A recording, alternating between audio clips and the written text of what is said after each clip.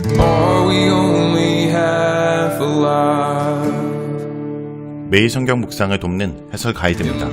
안녕하세요. 묵상 코치입니다. 함께 읽고 나눌 말씀은 다니엘서 8장 15절에서 27절까지 말씀입니다. 하나님은 천사 가브리엘을 통해 한상의 뜻을 알려주십니다. 가브리엘은 이 한상이 하나님께서 정하신 때에 일어날 일들임을 말해줍니다. 이 한상을 본 다니엘은 많이 놀라고 지쳐 며칠 동안 알아듣게 됩니다. 15절에서 18절 읽겠습니다. 나 다니엘이 이 한상을 보고 그 뜻을 알고자 할 때 사람 모양 같은 것이 내 앞에 섰고 내가 들은즉 을레강 두 언덕 사이에서 사람의 목소리가 있어 외쳐 이르되 가브리엘아 이 한상을 이 사람에게 깨닫게 하라 하더니 그가 내가 선 곳으로 나왔는데 그가 나올 때 내가 두려워서 얼굴을 땅에 대고 엎드리매 그가 내게 이르되 인자야 깨달아 알라 이 한상은 정한 때의 끝에 관한 것이니라. 그가 내게 말할 때 내가 얼굴을 땅에 대고 엎드려 깊이 잠들매 그가 나를 어루만져서 일으켜 세우며 18절에서 15절은 가브리엘의 등장입니다. 이 단락에서는 두 명의 특별한 존재가 등장합니다. 사람 모양 같은 정체를 알 수 없는 한 존재가 가브리엘에게 명하여 다니엘에게 한상의 의미를 풀어주라 명령합니다. 그리고 이 명령에 따라 가브리엘이 나와 다니엘에게 한상을 이야기합니다. 이 같은 신적인 존재들의 등장은 다니엘을 통해 전해지고 알려지는 말씀이 어떤 사람의 지식이나 지혜가 아니라 하늘로부터 내려온 것임을 두드러지게 강조하고 있습니다. 가브리엘에게서 한상의 의미에 대해 듣는 것이 매우 힘든 일이었다는 것은 그 말을 들은 다니엘이 엎드린 채 깊은 잠에 빠지게 되었다는 것에서 볼 수 있습니다. 가브리엘은 다니엘을 만졌고 그는 다시 처음처럼 자신의 자리에 설 수 있었습니다. 19절에서 27절 읽겠습니다. 이르되 진노하시는 때가 마친 후에 될 일을 내가 내게 알게 하리니 이 한상은 정한 때 끝에 관한 것임이라. 내가 본 바 두 뿔 가진 순양은 곧 메대와 바사 왕들이요 털이 많은 순념소는 곧 헬라 왕이요 그의 두 눈 사이에 있는 큰 뿔은 곧 그 첫째 왕이요 이 뿔이 꺾이고 그 대신에 네 뿔이 났은즉 그 나라 가운데서 네 나라가 일어나되 그의 건세만 못하리라. 이 네 나라 마지막 때에 반역자들이 가득할 즈음에 한 왕이 일어나리니 그 얼굴은 뻔뻔하며 속임수에 능하며 그 건세가 강할 것이나 자기의 힘으로 말미암은 것이 아니며 그가 장차 놀랍게 파괴 행위를 행하고 자의로 행하여 형통하며 강한 자들과 거룩한 백성을 멸하리라. 그가 깨를 베풀어 제 손으로 속임수를 행하고 마음에 스스로 큰 체하며 또 평화로운 때에 많은 부리를 멸하며 또 스스로 서서 만왕의 왕을 대적할 것이나 그가 사람의 손으로 말미암지 아니하고 깨지리라. 이미 말한 바 주야에 대한 한상은 확실하니 너는 그 한상을 간직하라. 이는 여러 날 후의 일임이니라 하더라. 이에 나 다니엘이 지쳐서 여러 날 앓다가 일어나서 왕의 일을 보았느니라. 내가 그 한상으로 말미암아 놀랐고 그 뜻을 깨닫는 사람도 없었느니라. 19절은 정한 끝에 대한 한상입니다. 가브리엘은 한상이 의미하는 것이 끝날 때에 관한 것임을 분명히 하였습니다. 다니엘서와 같은 묵시를 다루는 문헌의 핵심적인 특징은 바로 이 끝날에 대한 의식이라 할 수 있습니다. 묵시 문헌은 끝날에 관한 것입니다. 끝날에 대한 강조에는 두 가지 측면이 있습니다. 우선 현재의 독자, 청중으로 하여금 자신들이 살고 있는 시대가 끝날임을 깨닫게 하는 측면입니다. 두 번째로 묵시에서 볼 수 있는 끝날의 강조는 현재 겪는 고난과 괴로움이 영원하지 않음을 선언하고 있기도 합니다. 순양이 드세고 순념사가 강하여도 반드시 그들의 날은 지나간다는 것입니다. 다니엘이 본 한상의 초점은 끝날에 관한 내용이라는 점입니다. 한 가지 더 이해할 것은 이 끝날과 진노의 때가 결합되어 있다는 점입니다. 바벨론 포로 이래 이스라엘은 자신들이 처한 상황을 하나님의 진노하심의 결과로 이해하였습니다. 이것은 자신들이 겪었던 포로를 비롯한 재앙들을 열방의 강력함과 자신들의 무력함으로 풀이하는 것이 아니라 하나님의 심판과 간섭의 결과로 이해했다는 것을 의미합니다.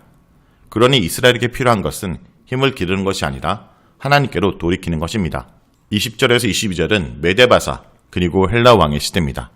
순양과 순염소가 각각 의미하는 것은 메데와 페르시아, 바사입니다. 그리고 첫 번째 임금 알렉산드로 대표되는 헬라 제국이었습니다. 메데와 페르시아 시대가 지나가고 큰 뿔로 대표되는 첫 번째 헬라의 왕의 시대가 오게 됩니다. 그런데 이 헬라 왕의 시대는 곧 끝이 나고 이어서 넷뿔의 시대, 알렉산더를 이은 4명의 후계자의 시대가 오게 됩니다. 2장이나 7장에서도 4개의 서로 구별되는 시기에 대한 내용들이 있었지만 구체적이지는 않았는데 비해 8장은 각각 시대에 대해 아주 구체적으로 풀이하고 있음을 볼 수 있습니다. 그리고 페르시아로부터 알렉산더 제국, 그리고 제국의 분할에 이르기까지 실제 일어난 역사를 정확하게 반영하고 있다 볼 수 있습니다. 비록 8장에서 꽤나 노골적으로 서술되어 있기는 하지만 금속 같은 물질이나 짐승의 예를 들어서 시대와 역사의 변화를 이야기하는 것은 매우 함축적이고 상징적 의미를 지니게 됩니다. 특정하게 시대와 인물을 지정하게 되면 그 시대가 지나가게 되면 더 이상 어떤 효력과 의미를 지니기 어렵게 될 것입니다.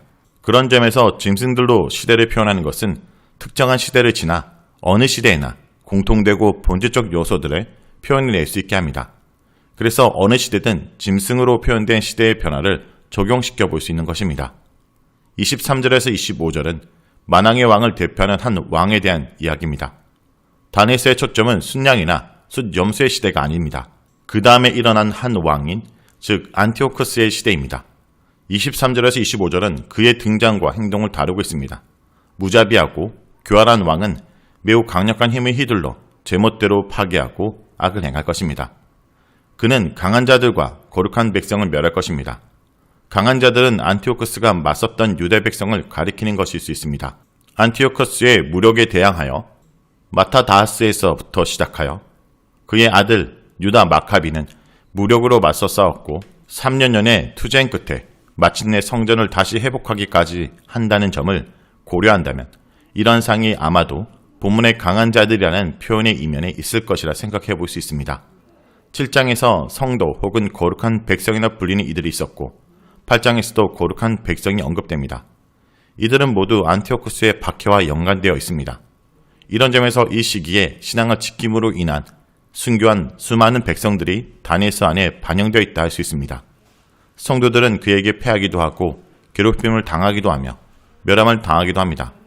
그러나 그의 행동은 궁극적으로 만왕의 왕을 대적하는 것입니다. 여기서 만왕의 왕은 근본적으로 하나님을 가리킨다 이해할 수 있습니다. 사람으로서 점점 강해지더니 마침내 만왕의 왕을 대적하기까지 이르게 되는 것은 이 땅에서 강성하고 교만한 통치자의 필연적인 기결임을 보여준다 할 수 있습니다. 그러나 그는 사람의 손으로 말미암지 않은 채 깨어지게 될 것입니다. 그를 깨트리시는 것은 바로 하나님이십니다. 이를 조금 더 생각해보면 다니엘서는 마카비 혁명과 같은 식의 반응에 대해 그리 동의하고 있지는 않다고 생각이 들게 됩니다. 2장에서 다룬 한상은 바벨론의 느부갓네살에서부터 시작하였습니다. 그리고 8장에서의 한상은 메데와 페르시아에서 시작하여 알렉산더 시대와 네왕의 시대를 거쳐 셀루커스 왕조의 안티오코스의 시대까지 이릅니다. 그런데 안티오코스 다음 시대는 더 이상 다니엘서의 초점이나 대상이 아닙니다. 다니엘서는 안티오코스 시대가 끝나면서 궁극적인 승리가 오게 된다 선언하고 있습니다. 그런 점에서 다니엘서의 초점은 안티오코스 시대임을 알 수 있습니다.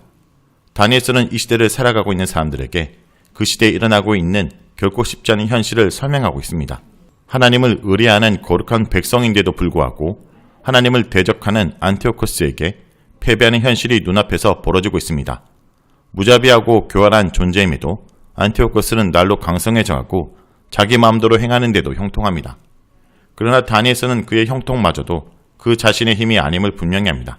이 한상은 끝날에 대한 것입니다. 이렇게 고통스럽고 힘겨운 날들이 올 것이며 아마도 지금 독자와 청중은 그러한 시대를 살고 있습니다. 그러나 반드시 기억해야 할 것은 끝날에 관한 것이 미리 예고되었다는 것입니다. 26절에서 27절은 주야에 대한 한상을 깨달은 다니엘의 놀라움입니다.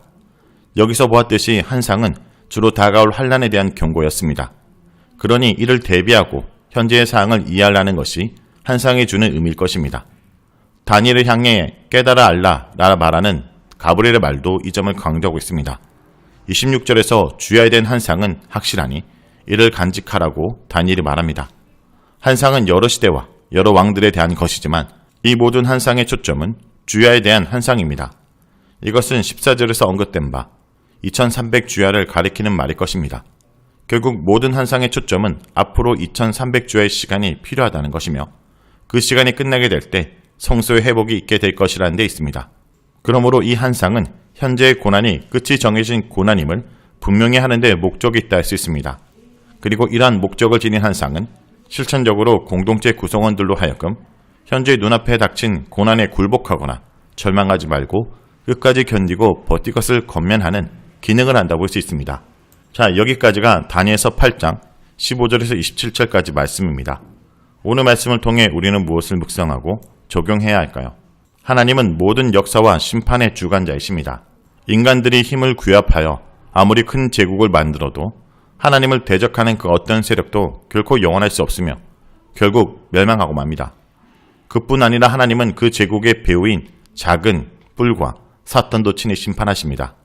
성도 여러분, 오늘도 여러분이 어느 곳에 있든지 그곳 가운데 고통스러운 현실에 놓였을지라도 하나님은 이 모든 역사와 사건과 이루어지는 일을 주관한다는 것을 잊지 말고 존귀하게 믿음으로 버티는 주의 백성들이 되길 간절히 기도드립니다. Embers drifting in the night, looking, wandering all the time.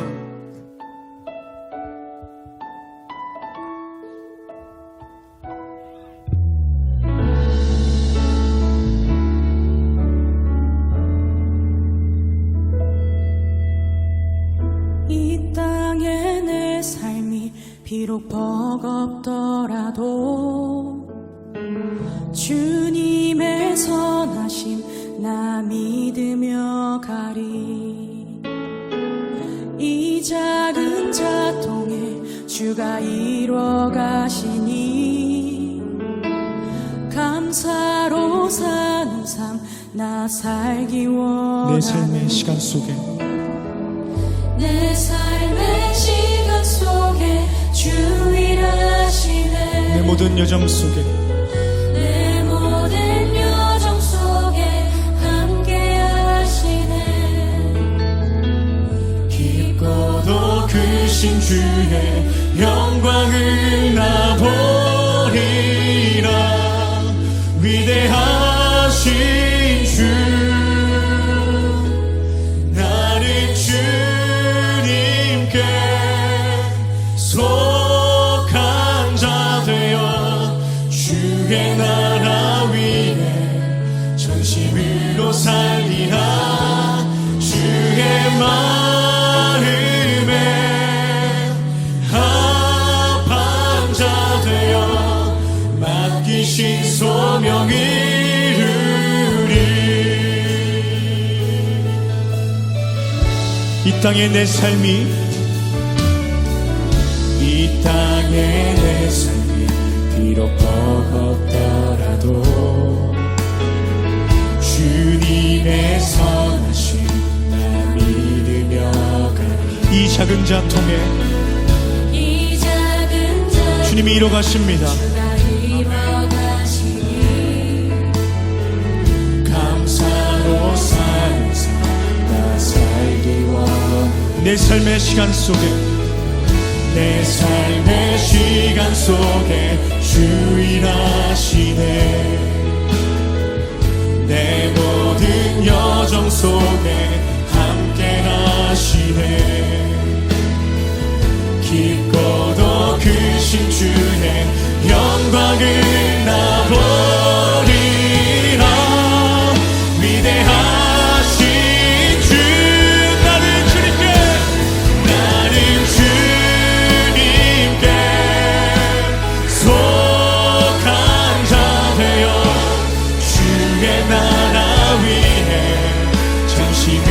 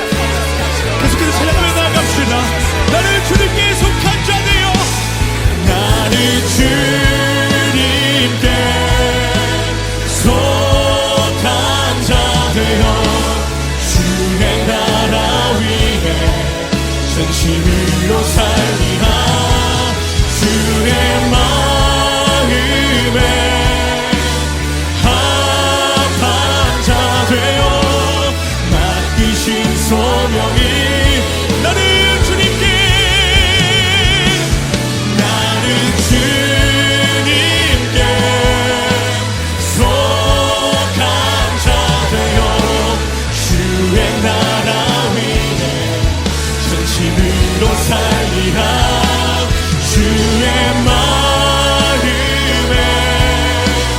합한 자 되어 맡기신 소명 이루리. 나는 주님께 속한 자 되어 주의 나라 위에 전심으로 살리라 주의 마음에 합한 자 되어 맡기신 소명 이루리.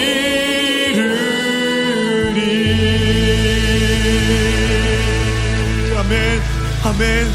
주님의 그 마음에 합한 자, 주님께 속한 우리가 될 때에 주님께서 우리에게 맡기신 그 소명을 우리가 이루며 나아갈 수 있는 귀한 주님의 자녀들 되길 소망합니다.